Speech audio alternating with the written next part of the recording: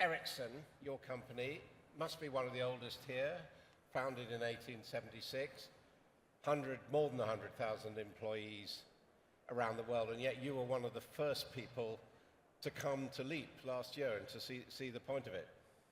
That's true. We participated in LEAP last year, and because we believe in this region is developing, just like you said.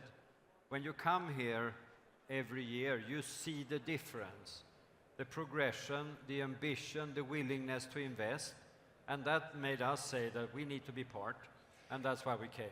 And as CEO, I think you've been CEO since 2017, what are the preoccupations globally for Ericsson at the moment? It's all about the rollout of 5G.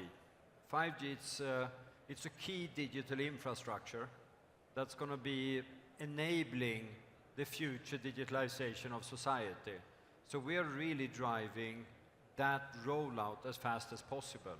That's, I would say, is what preoccupies us, and what we see is that this region has a very strong commitment to digital infrastructure.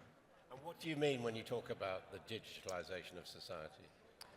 I think of it as, the consumer actually largely digitalized. So think back 15 years, most of us would have a photo album, we would have a DVD player, we would have a CD player, and we would probably have a desktop that's sitting in a prominent position in the room.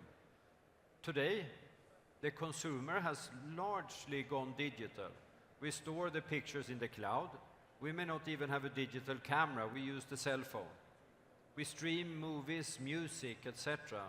So we have dramatically changed the consumer on the back of a cell phone and a 4G network.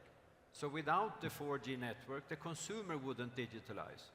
What we see now, it's the next step. We're going to continue to drive digitalization for the consumer, so the way we meet, maybe more, call it in the holographic space, the metaverse in that sense.